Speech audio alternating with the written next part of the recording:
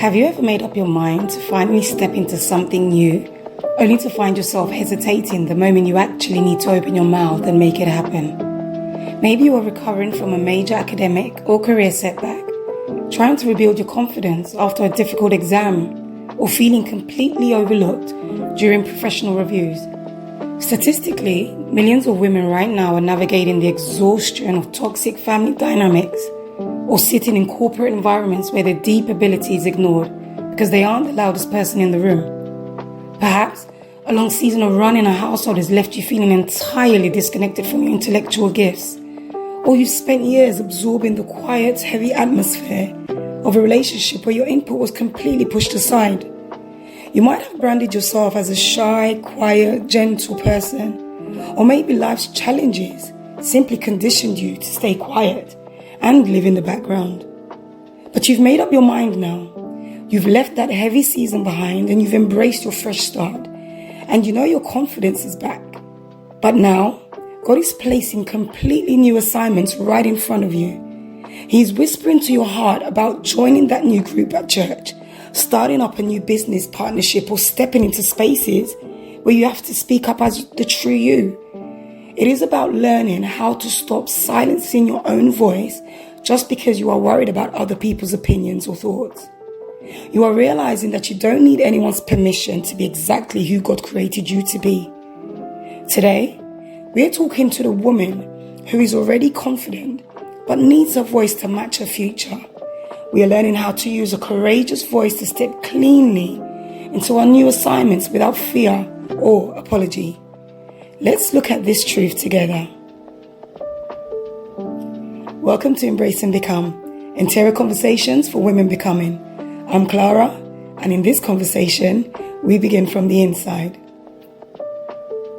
If this is your first time connecting with Embrace and Become, you are welcome. And if you've connected previously or you are already part of the Embrace and Become family, welcome back. As always, I am so glad you're joining me today for episode 9.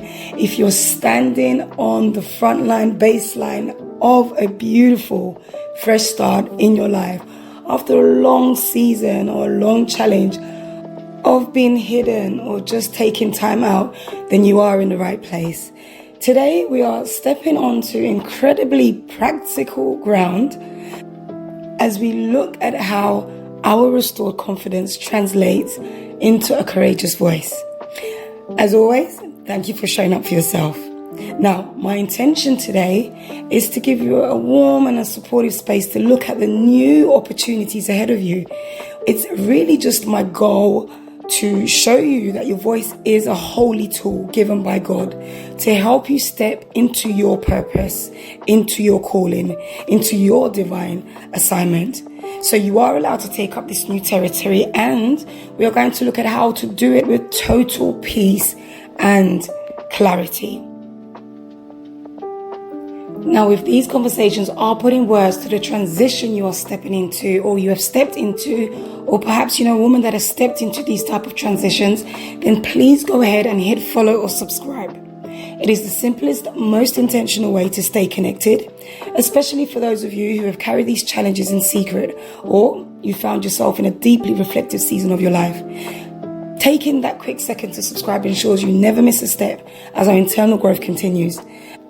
And more than that, your simple click signals to the platforms to place this podcast directly onto the feeds of other women all over the world who are quietly navigating the exact same weight right now.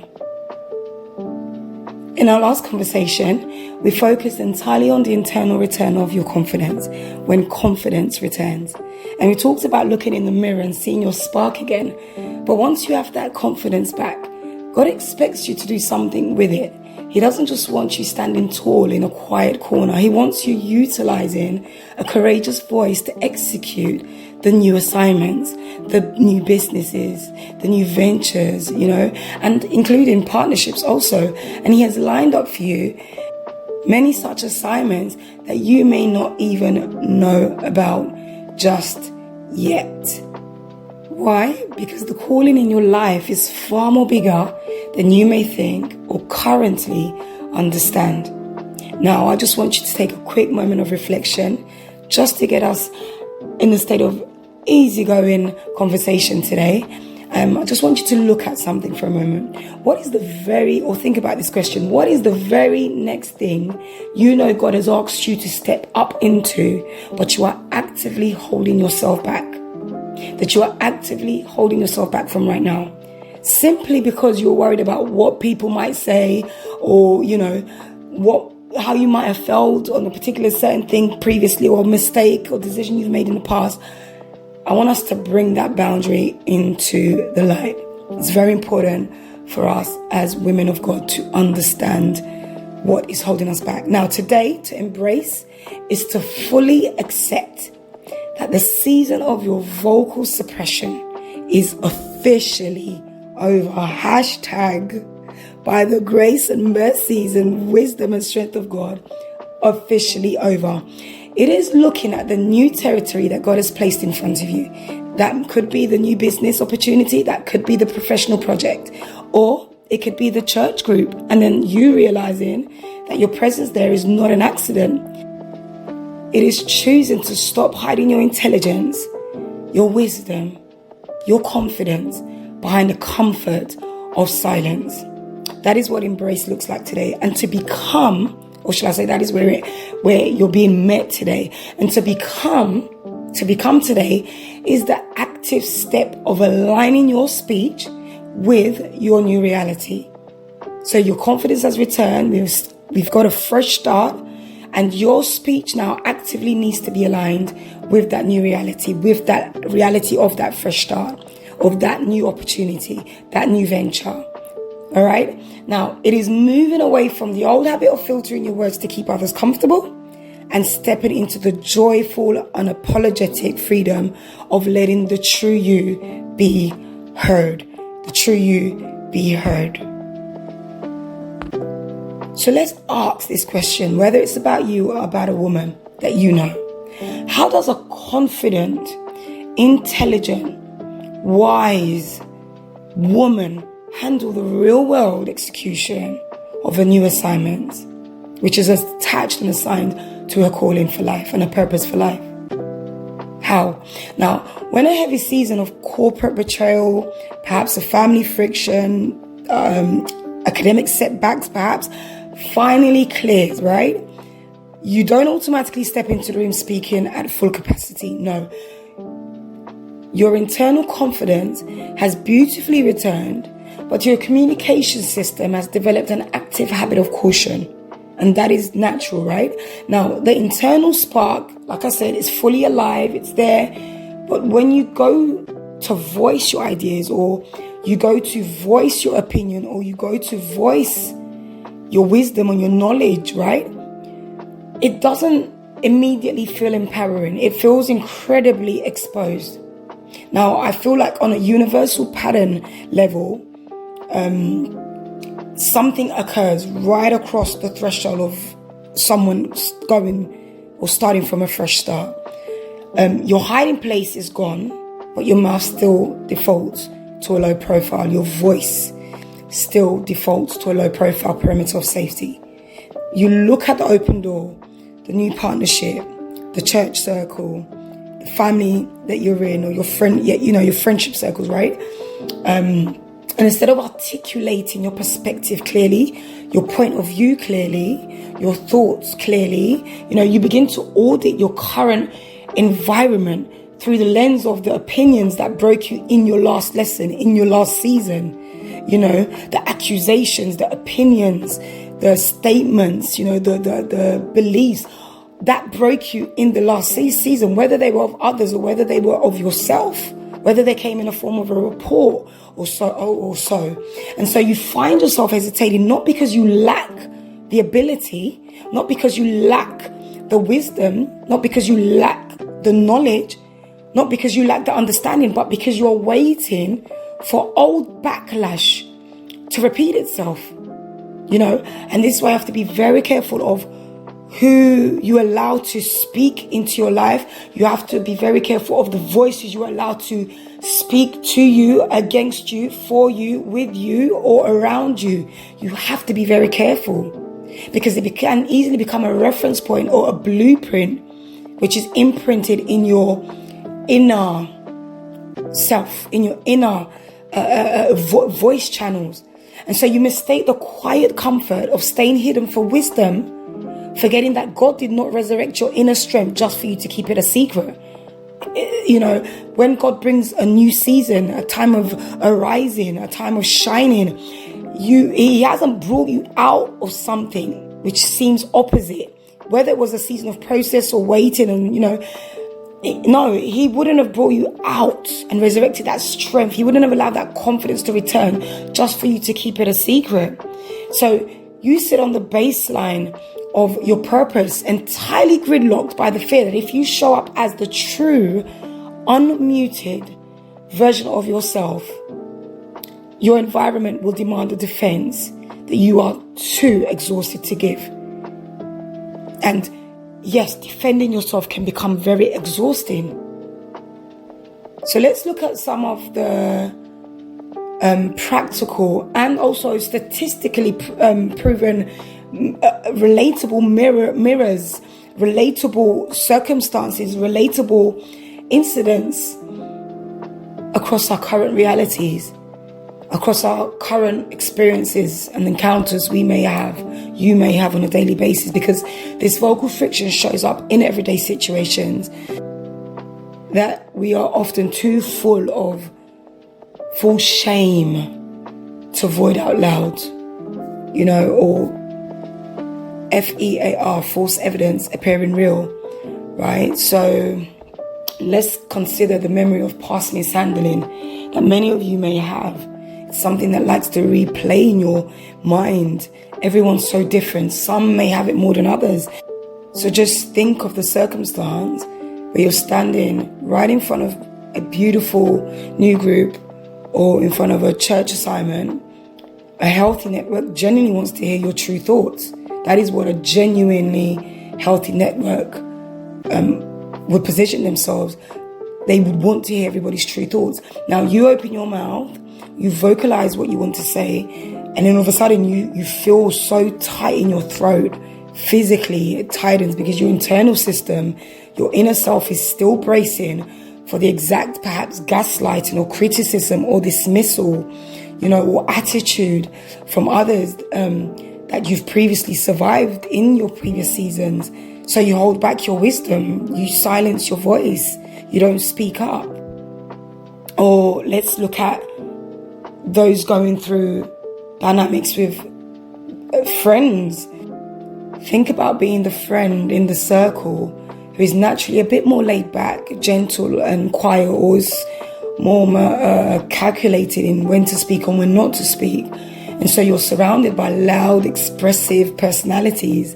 And over time, you've just developed the habit of letting them talk over you. You have deep insights, you've got brilliant ideas and genuine wisdom to share. But because your character isn't as aggressive, isn't as confrontational, isn't as loud and bold, you keep your thoughts to yourself, or you time when you should voice out those thoughts rather than fighting through the noise just to be heard.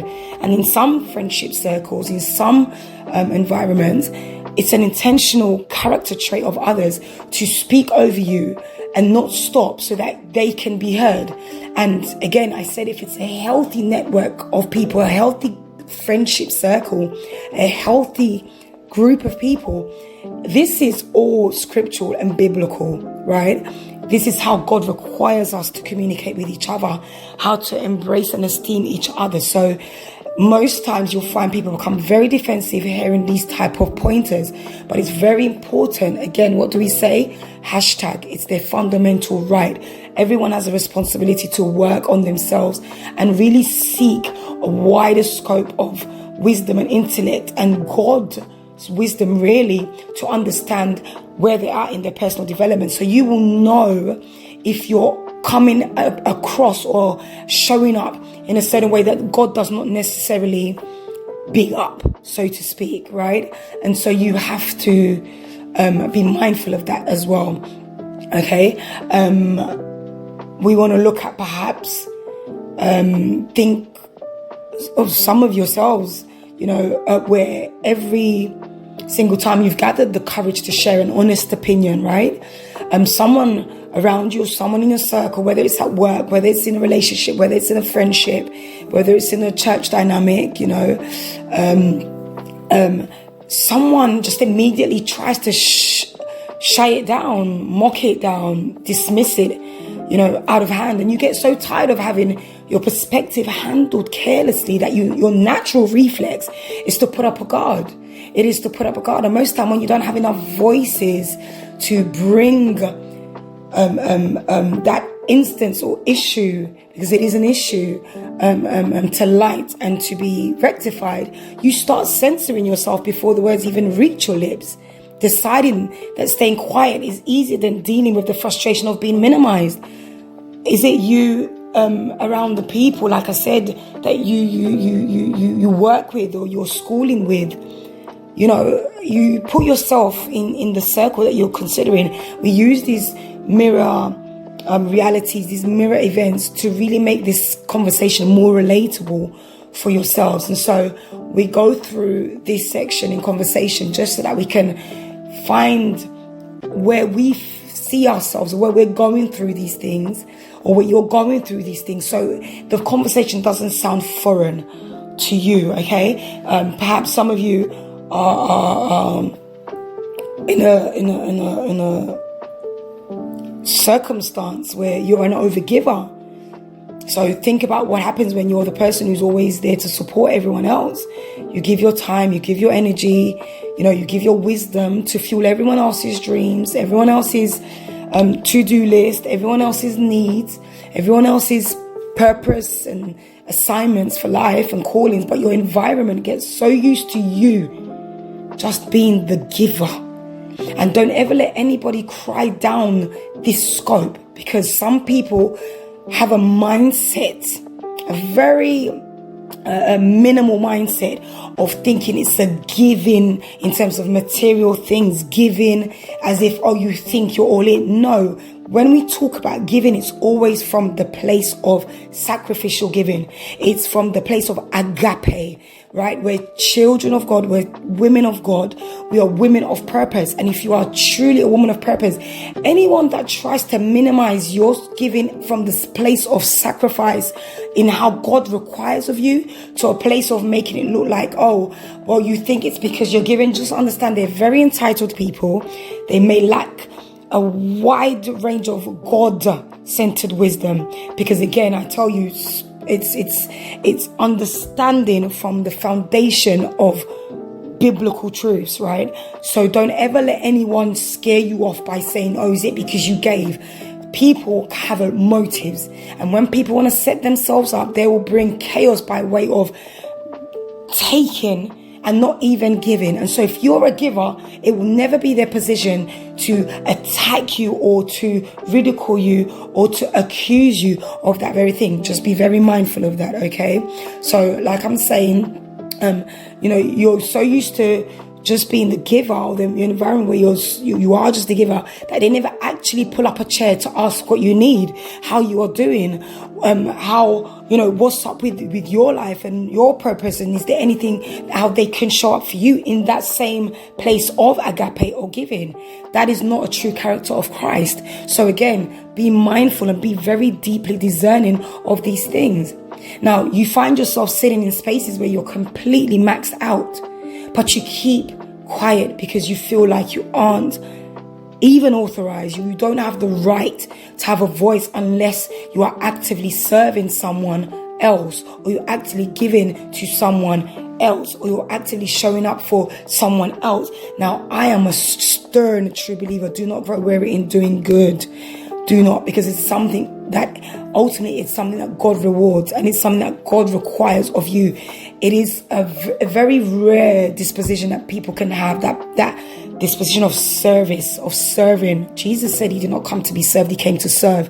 But you better believe that there's a lot of believers, a lot of women, a lot of people that still are not operating or walking in that mindset. And that's why the world is just about take. What am I getting? And it's just, it's always about self as opposed to others.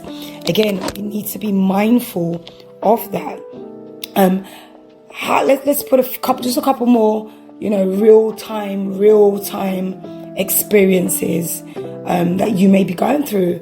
Could it be perhaps that you're finding yourself in rooms surrounded by people who have more seniority, more authority, more years of experience, or a higher social standing than you do? You sit there completely gridlocked. That would be expected in some formality, in some way. You sit there gridlocked, and that naturally makes you constantly weigh yourself, or just weigh up whether it's the right time to talk or if you should just stay silent. Again, now your inner confidence knows you have the capacity to contribute, but you let the thought, the image of a hierarchy or of seniority of the room paralyze your voice and whispering that you should wait until you're explicitly given permission. Now, I'm the type of leader, I'm the type of mentor that I believe in potential. I believe in seeing the best in people. I strongly believe that as a leader, you must lead by example, and it's not the easiest thing. And we're in a world where people would rather just try to, check you up. It's very immature, if you ask me, for someone to say, oh, but you do that. Oh, but what about you? Because most times when you're giving advice, it's for particular and specific standalone events and circumstances. And you have to consider a plethora of background and experience and encounters that particular people have gone through, or the circumstance has had to incorporate. So it's again, I strongly feel that you must be very attentive and discerning as a leader to know that you not only lead because you are so experienced and you're the expert in your field, but you also remember that with leadership, there's usually there has to be some kind of a legendary ethos behind it. What are you passing on to the next generation? What are you passing on to the next leader? It's very crucial, because anything you create or anything you build up, it's not just there for you. It's there for those coming after you. It's there for those, yes, around you in your time. But what about in history? We hear about organizations that are still standing because of the blueprint that was placed, the leadership that was passed on in terms of inheritance also. So these are crucial things, and not everybody has a leadership mentality. So be very mindful of those things. You will always have to approach and be in the place of respect, because again, if you're not given the place to speak, when it's not your right position to speak, you need to consider that and calculate that also. But be mindful not to silence down your wisdom or silence down your intellect just because perhaps you're not given that opportunity, or perhaps that way of functioning of others is not prevalent around you. And let's look at one more, right? Think about perhaps where the intense pressure of being in an environment, right? Where everyone holds a specific opinion, okay? And you're the only one who sees things differently. Now, I know a lot of you would go through this. When your opinions and thoughts and considerations are different to perhaps even the majority. So instead of standing firmly in your own authentic truth, what do? You find yourself watering down your vocabulary. You find yourself watering down the way you speak. You start, can you water down just your naturally form of communication, perhaps you're whispering your perspectives just to avoid rocking the boat or facing the disapproval of your peers. And this is where I would say you'd have to be really mindful of your calling, because not everybody's called to the same positions. And sometimes people can see that light in you, can see that wisdom. In fact, people will even come to you because of what you carry and that type of wisdom that you hold. And then as soon as they've used you up, they will now, when they don't need that from you anymore, it's like you've never been that person, so why should you speak? Again, be very mindful. Be very, very mindful.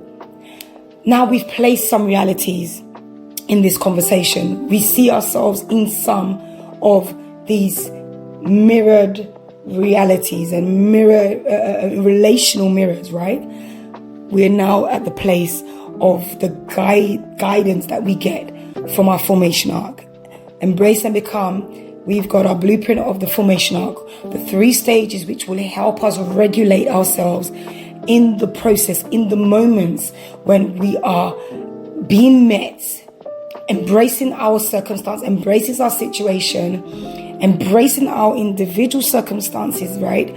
And focusing on the process of becoming. And so this formation arc is here to act as a guide, to act as a regulator, to keep us in a stable processing form as we continue to become. And so we look at the different stages. Remember, we recognize, we redefine, and then we reposition ourselves. And so to understand how your voice gets restored so you can step up to your new assignments, to your calling, of more clarity of your calling, shall I say, your purpose, then we need to look at a real life shift in the Bible. Everything I bring has to be biblical. It's truth. It's always positive. Whether you're a Christian, if you're not yet a Christian, the Bible is a positive book, a positive outlook on life. It's empowering, it's inspiring. And so this is where I bring in some grounding biblical truths. And that in this week's biblical truth, and as a foundation, we really want to just look at the story of Queen Esther. We want to look at the story of Queen Esther. I believe I used her story a little bit, a touch base, or in episode 8 as well. And today we just want to look at her story in continuation. So for a long time, Esther's daily life was defined by hiding, as we went through.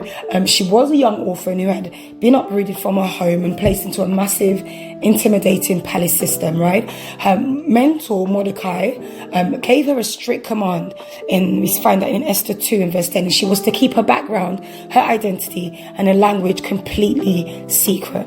That is what it looks like when your voice is silenced, right? So she had to stay silent. Of course, this is in regards to safety, of course, of self and of destiny. So she had to stay silent about who she really was, just to survive her environment, just to survive her season, just to survive her purpose at the time. And she became highly skilled at blending into the background, letting the louder voices run the palace while she stayed small and compliant. Now, it wouldn't be questionable because she's in somebody else's territory, in a foreign place. It was just embracing her situation, right? And so she was hiding her true self, and hiding her true self was her only safety net. Again, I did say it's about safety and security, so that was her safety net. And so that would be the right position to be. Now, the activation point is what I would call where she was met, because God never intended for the background to be her permanent address, to be a permanent status quo. Now, when a massive national crisis hit, what happened? Mordecai sent a message to the palace that completely shook Esther out of her comfort zone. And he reminded her that staying silent will not save her on just that safety net grounds. It will not save her or the people that were connected to her. So right there and then, Esther made up her mind. She had to make a choice. And right there and then, her inner confidence returned, right? And not only did her confidence return, but she had realized that she couldn't hide behind her past adjustments anymore. Her past, because I remember we speak about the woman at the well, and again, because of her situation, her background, her past, she had to adjust the way she was showing up. Here again, we see Esther doing this. She comes to that realization that she can't hide behind her past adjustments. She can't, or the adjustments she made because of her past anymore. And so she aligned her spirit through prayer, and she aligned the spirit through fasting, knowing it was time to step out into the open. And here's where we see the shift to her courageous voice. So in Esther chapter 5, she walks directly into the king's inner court. And really just look at how beautifully she handles this moment. Really just look at it, because it can teach us how to handle moments like this as well. That yes, we may be in a particular place of hiding or adjusting our life or how we're showing up, how often we're showing up. We may be in our seasons of, just processing ourselves and working behind the scenes, but there's going to be the time when God is going to remind you and tell you it's now time to show up and show out. Show up and show out more than you have been and how you've been showing up and showing out previously. And so I just want you to look at how beautifully she does handle this moment. She does not rush in crying and panicking or screaming about how unfair life has been. And on a normal human level, this is the usual reactions of women, of people. You want to cry it out, you panic, you scream, because ultimately it's a time of fight or flight, or go back into hiding. And so this is how fear sometimes manifests, or confusion or uncertainty manifests.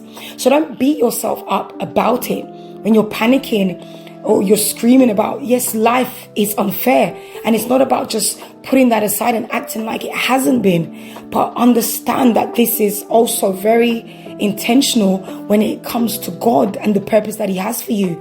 The purpose and the plans that He has for you are of good and not of evil, plans to prosper you and to give you an expected end. And so it's just an opportunity for peace and calm to come in where understanding can take place. So she stands there with total composure. And when the king extends his scepter, she doesn't blurt out her problems in a rush. She doesn't. We all do this. Again, it's a human reaction. This is an opportunity to try and bring to focus some of the way we show up and react in these circumstances. And the beauty of this conversation is here to encourage you and give you some tools and purposes for reflection that can empower you. Not to cry you down, not to condemn you as others may. Oh, well, yeah, that's what you do. No, that's not what we're doing here. That's not what embrace and become is. Those who feel that's how they want to, that's left with them, is their fundamental right. But here at Embrace and Become, we're here to encourage and empower you and not make you feel guilty about where you're being met. You're being met here for a reason. I'm just a tool in the hands of God to try and make people feel peace, to make people feel worth, valued again, because they've had to experience circumstances or other people's reflections and perspectives that could have made them lose sight of their value and their worth. Because of it, we live in a world of condemnation and accusation and shaming and disgracing and cancelling. Well, this is not what Embrace and Become is all about. This is supposed to be a safe space, a trusted space for you to know that despite what your background or your past has brought to you, you can actually become who God has established you to become. And so take a few reflective points from Esther. She uses her words to invite the king to a banquet. Here we see wisdom. She doesn't use her voice to beg for pity. She uses it to change the rules of an entire empire, breaking the sentence of destruction of her lineage. And there's so many people connected to you women listening to me right now.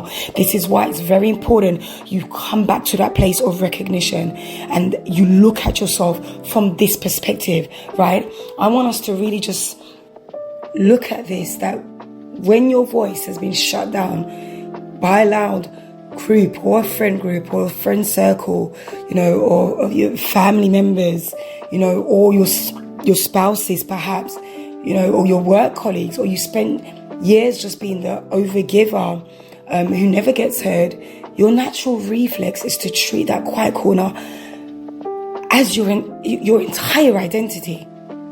And you get so used to filtering your thoughts that you assume staying invisible is your only protection. But Esther's journey reminds us that your quiet season was just a temporary holding space, not your final destination, nor your final disposition. Look at Esther in chapter 5 and verse 2.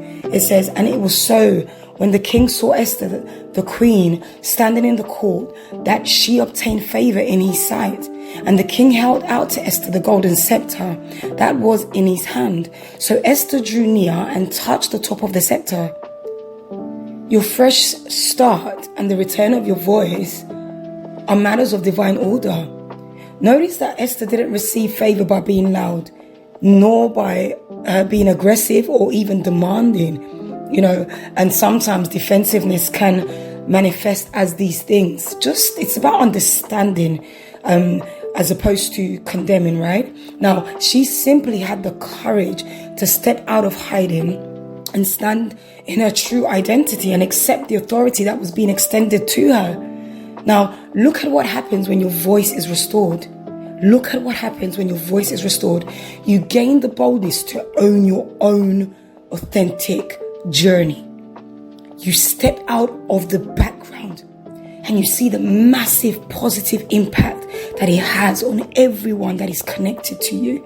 And this is why this conversation, this podcast is so important, because it's about understanding that your life as a woman, as a God-fearing woman, yes, that may have gone through all she has, didn't just stop in your past, didn't just stop when things got difficult for you, didn't just stop when you started questioning the whys and the hows and whens and ifs.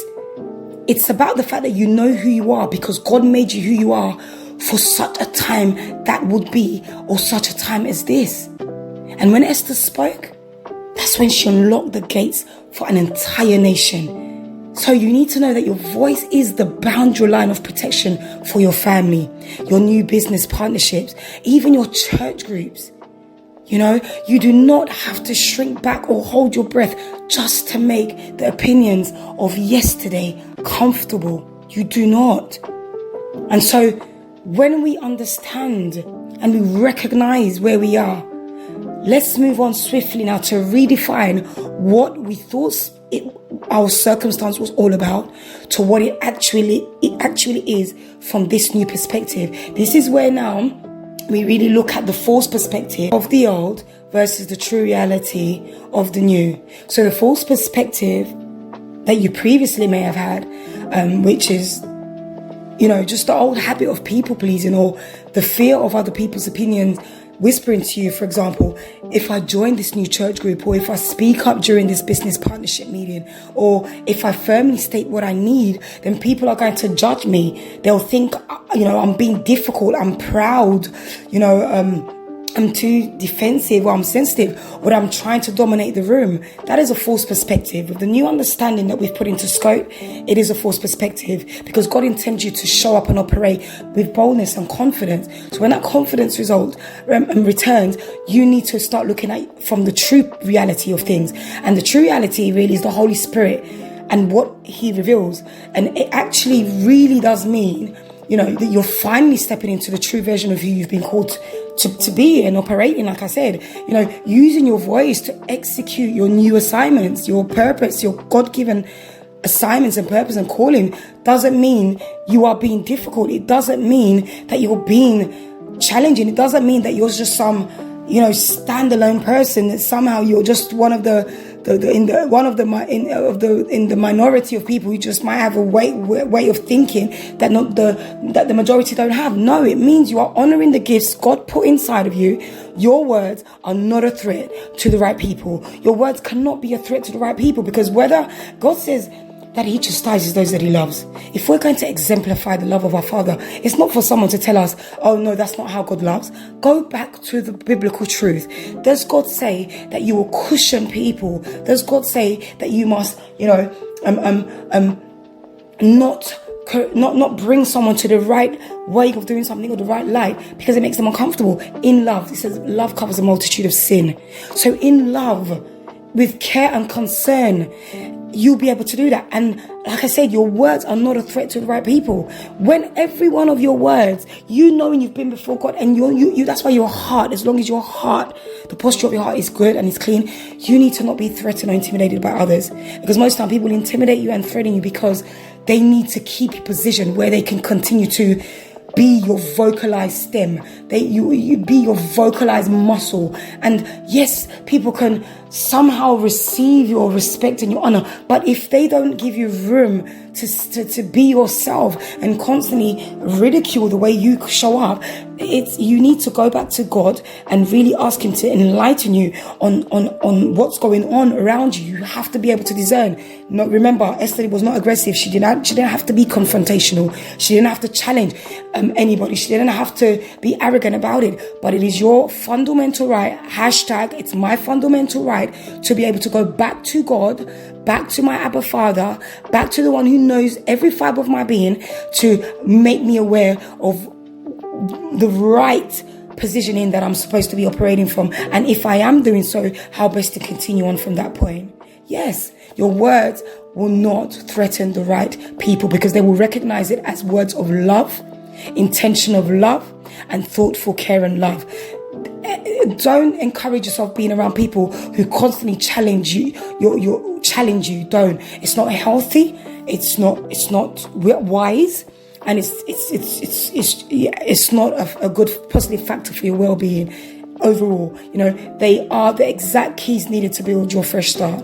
Okay, and finally, we move on to our formation arc of stage 3, and that's repositioning. So now that we've redefined, we can now reposition ourselves appropriately and accurately. So what does operating with this new courageous voice look like in your daily interactions? What does it look like? It means you stop watering down your thoughts. It means you stop whispering your value just to fit into spaces that don't want you to grow, or that simply want you to stay small, like I said. It means that when you walk in this fresh repositioning, you stop offering long explanations to people who are simply confused by the fact that you are no longer going to remain hidden or quiet or silenced or shy or afraid or fearful or intimidated anymore. When a new opportunity, when a new fresh project or a creative partnership opens up for you, you don't enter it waiting to be dismissed. No. You don't enter it waiting, for it to be cried down or silenced or shied down. No. You step into the room knowing you don't need anyone's permission to speak. No. God's giving you a mouth to speak. Choose life. Choose positivity. Choose what you want according to the will of God. You share your wisdom with total poise, realizing that your clarity is a direct agreement with what God has already spoken over your destiny. That is how you show up. Okay? So just before we move on in rounding, I really want to take a gentle time and a gentle pause right here. If your spirit, if your heart, is just picking up pace today because you recognize your own fresh start, you recognize your own journey through a friend's circle, or you recognize a woman in their fresh start, they've gone through a really difficult and strange season of their life, where they've been talked over, you've been spoken over, or the new business path that you or they have been hesitant to claim in the words that we've spoken today. I really want you to invite yourself, or I want to invite you directly into our community space. Please share your personal reflections and your moments of these realizations. All the specific steps of your faith that you're fighting to take moving forward with us on our Instagram page at Embrace and Become. Leave a review, leave and drop a comment on our YouTube channel, and just know that your vulnerability and your engagement form the very ground that we walk on a daily basis, and another woman is walking on a daily basis. Okay, and very much so in these interior conversations. Okay, so let's continue to take these walks together. Now, as per se, I would always like to round up with a community concern, a relatable concern, just to let you be able to see a shift at the end of these conversations, what the shift can look like for you, having come this far into these conversations. Again, remember, these are very reflective conversations, so we can't rush through them. It's an unhurried space, and for anybody who wants to be intentional about their personal growth, about their becoming, you will give yourself intentional time for yourself to be able to add just as another tool, another resources that adds to your personal growth and your personal development in character as a woman of God. So as we move deeper into this space, I really just want to bring forward, like I said, a profound concern that many women would usually come to at this exact stage of their growth. And it really just centers around, just sometimes having that awkward feeling. The very first day that you decide to speak up in a new space, like we've mentioned, or when you start vocalizing your boundaries, perhaps to an overbearing person. It might be your sibling, it might be your friend, it might be a spouse, it might be a co-worker, a colleague. You make the right choice before God, and you open your mouth, but then you find yourself sitting in a wave of intense internal friction. I like to address your internal state because it all begins from the inside. Now, the moment, you get to this place, you want to start over analyzing how people have looked at you or have perhaps considered you and have sized you, or you wonder if you sounded a certain way, and then this sense of false concern and shame starts to creep in. Look, you even start to think that you should have just kept quiet. And was it even safer in the background? And why this matters for us to really just look at this concern is because if we do not face this exact friction, if you do not face this exact friction, you will always accidentally let the fear of other people's disapproval and opinions pull you right back into the silence that you just escaped. And God does not give you a way out just to run backwards. No, it's a moving forward, right? It's a moving forward. Behold, you're a new creation. The old is past and gone. You're no longer under the grip of condemnation. So you need to hold that tightly. Every time that frictional force or feeling comes, remember, there is now no condemnation for them who are in Christ and they're a new creation in Christ. So I want to bring an analogy, as I usually do. I want you to consider what happens to a beautiful, rare grand piano that has been kept completely covered and untouched in a small, carpeted room for years to keep it protected, covered really well just to keep it protected. Now, while it sits covered in that space, in that tight room, everything is quiet, everything is muffled, everything is entirely safe. But the moment you move that instrument out of the small room, you place it in the center of a grand open concert hall, a space that it was actually designed to fill. That's what grand pianos are designed for. The first few notes that you strike on it will surprise you. It will really surprise you. The sound bounces off the high stone walls or the high stone, whatever pillars, whatever there might be that's there. The resonance feels incredibly loud to a point that it almost startles you. And the material of this grand piano slightly expands as it adjusts the temperature of the open air around it. And you know that you have acoustic engineers, right, that know what they're doing with these type of instruments. So an acoustic engineer doesn't just push the instrument back into the dark, tight room just because the first few chords feel intense or echo really loudly off the walls or the pillars. The brightness of the sound isn't a sign that the instrument is broken or that you're playing out of tune. No, it is simply the natural structural adjustment of an authentic voice, learning an authentic sound, learning how to occupy its true expansive capacity in an open space again. And so your hesitation is not a failure when you start to voice out in a way that is confident and people are like, ooh, where's that coming from? It is your voice that's just simply adjusting to the brand new space, the brand new horizon, should we call it. That is all that it is, And so I want to anchor your interior posture in some true unshakable nature of God's care, I want you to lean your spirit, your soul, your mind, as you go forward into the week, into the month, into the year, against some really just fresh scriptural pillars that you can hold on to as you step into your new assignments, into your purpose, into your calling with a new confidence and a new boldness of speaking out your voice. Now listen, Isaiah chapter 50 and verse 4 says,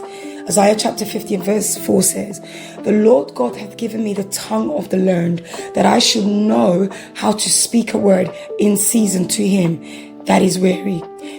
So you can breathe.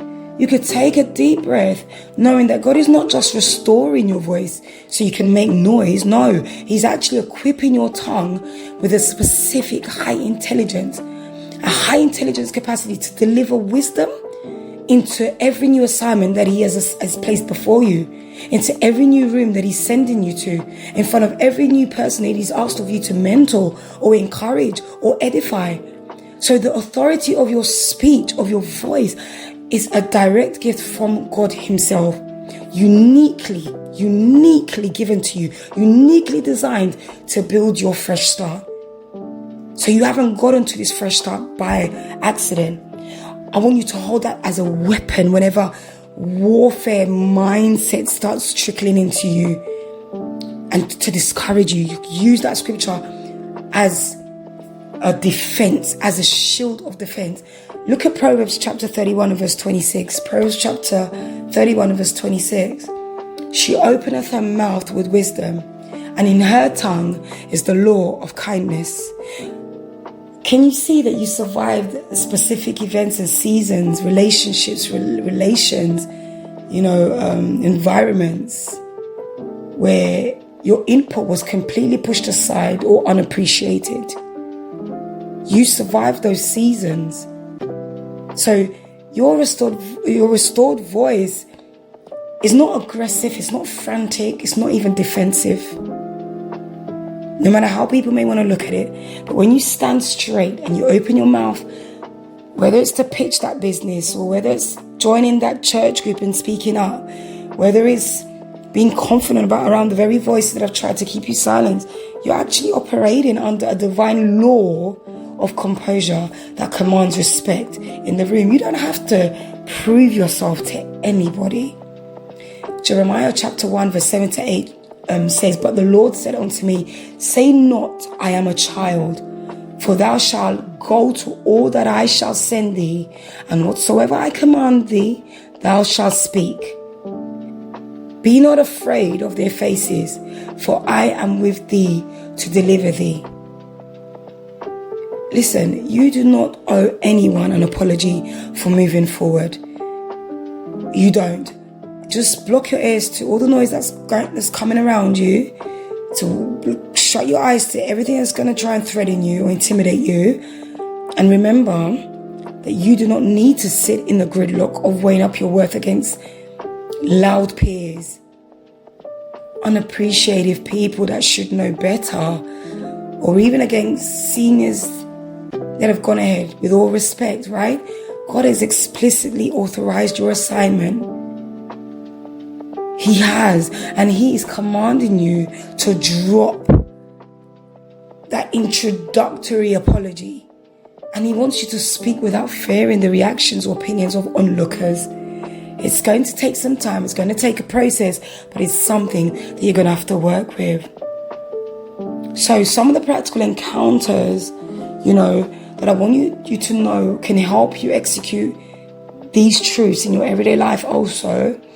Ladies, I want to map out exactly in continuation what this courageous voice looks like. Okay? Remember, the next time that you are in your friend group, the next time you gather with your friends and the loud, dominant personalities start driving the conversation over you, do not withdraw into your shell. Instead of swallowing your thoughts, how about you take a calm breath, wait for a natural pause, and share your perspective with clear, unhyped clarity. You do not need to speak with an aggressive volume, as they do. Just speak with the absolute certainty that your perspective deserves to be at the table as God has designed it to be. The next time you state your business price, perhaps, or value, the next time you're sitting across from a potential client, even an employer or a new business partner, you pick what you fall into, and it is time to state your boundary, or it's time to state your prize. Drop that whole 10-minute defense, that line of defense. Confidently state your value very accurately and very clearly. Name your price, and then let your voice rest in the silence. You do not owe anyone an apology for being competent, wise, meticulous, and intelligent. No. And you do not need to over explain your worth to keep them comfortable. The right clients, the right customers, the right people will embrace what you have to present.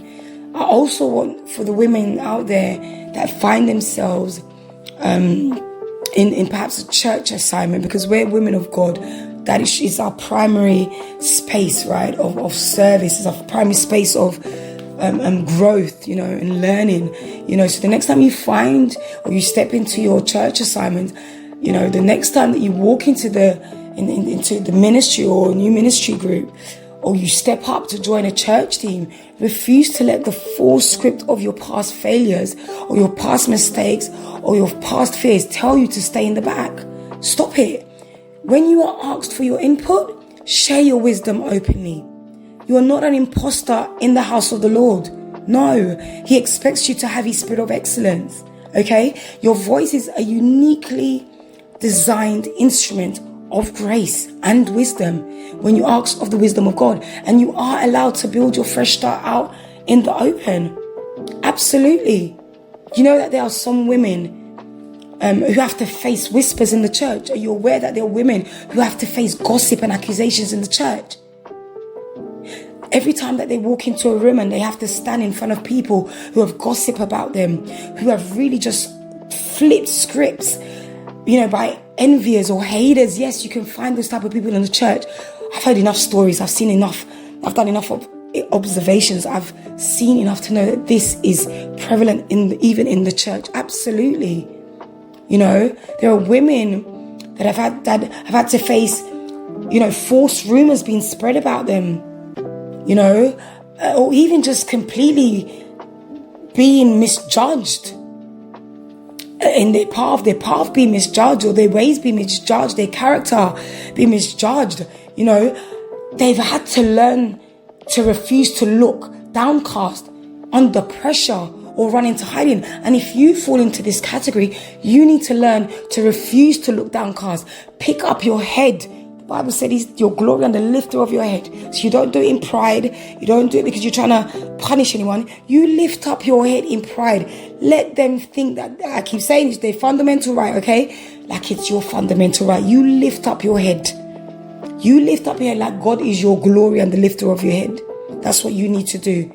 You don't need to launch into a loud, frantic defense, start shaping your facial expressions, just to verse them. No, leave them. In fact, I just act like they're not even there if it helps. You don't need to apologize for surviving storms that were not your fault. Storms that people have placed you in and then have gone ahead like they were not the creators of those storms and then carry on. Listen, God sees everything, God says He will vindicate. God says, be still and know that I am God. So you move forward.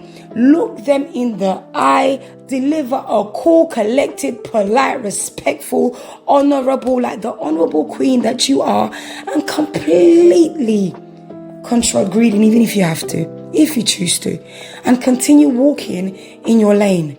In your lane. Remember, there's some storms that came in your lane, but they were pushed out because God's hand calmed that storm. So when people think that in the storm they are using against you, it's favorable to them, leave them be. Because what it really was a deliverance for you out of the storm. And you're the one that gets to sing, the storm is over.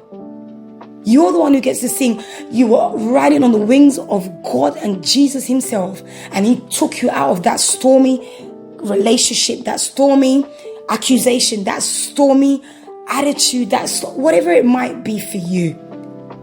Whatever it might be, God took you out. So you walk in your lane confidently with your head lifted up. Your silent composure proves that their whispers no longer hold power over your climate. So when you see people acting like they're all tough and they're acting like they're all confident, and your presence is not affecting them, trust me, it is. You know, on the grounding strength of what you're learning, and you're building yourself up in these moments and in these conversations. Trust me, it is. Listen, stay in your lane. The next time someone mistakes your kindness for weakness, and this is one of the most frequent thing you'll get, and quite damaging to some characters if not caught up quick. The next time you come face to face with that individual who handled your gentleness, your thoughtfulness, your character of the fruits of the Spirit carelessly, with motive, they can hide their hidden motives because they're calculated. They can hide their hidden motives because they've focused on their own ambitions. They had a hidden motive for your goodness, or they mistook your quiet calmness for a weak thing. Hold your posture straight as the Lord has said. You are not going to water down your authentic identity, or become an aggressive person, or become bitter, or become arrogant, or not trust again, not love again, not care again, not give again. No, because you want to remain how God tells you to remain, but only this time you'll do so with wisdom. You'll do so with wisdom. You're not going to become that type of a person just to prove a point. You're simply stepping into your vocal positioning. You will state your standards, you will state your boundaries, and you will enforce your boundaries very firmly, and let them realize for themselves on their own accord and time that your grace was a decision of power, not an invitation for exploitation. They will come to them. They will get their own. You focus on what God has delivered you out of. Focus on what God has saved you out of. Focus what God is bringing to light for you. Okay? Oh, this conversation has been quite edifying, I would say. I hope so in your case and your matter. And as we close today's conversation, I really want to challenge you to carry these truths into your week, through our steps that we take on the application challenge that I give to you every week. Remember your posture check, remember the quiet exchange, and remember the way you're going to execute and apply. This week, the very moment an old fear tells you to swallow your ideas, or to filter your truth, or to hide your ability to keep a friend circle comfortable, stop and tell yourself out loud in front of the mirror, okay, my voice is a sacred tool under reconstruction, not a secret to be hidden. Affirm out loud, I am resting in God's placement, and I am allowed to speak on fresh ground. That's going to be your posture this week as your application challenge. And you're going to do your quiet exchange. In this quiet exchange, in this conversation, I want you to swap 10 minutes of replaying old frustrating memories, of how people have handled your words or ignored your value. Exchange that for 5 minutes instead of looking up into the face of God. Thank Him. We're really exercising this posture of thanksgiving. Thank Him that the opinions of yesterday have what? Absolutely zero power over the new assignments that He has placed in front of you today. That is your exchange that you're going to do. And how are you going to apply and execute this? Name exactly one visible step. Journal it down, speak it aloud. Just name one step that you've been holding back from out of false. I call it a false shame, because remember, we redefine the perspectives. So it is a false perspective. So with that false perspective would have come a false shame, a false sense of something. So remember, just one step that you've been holding back from out of that false perspective, out of that false shame.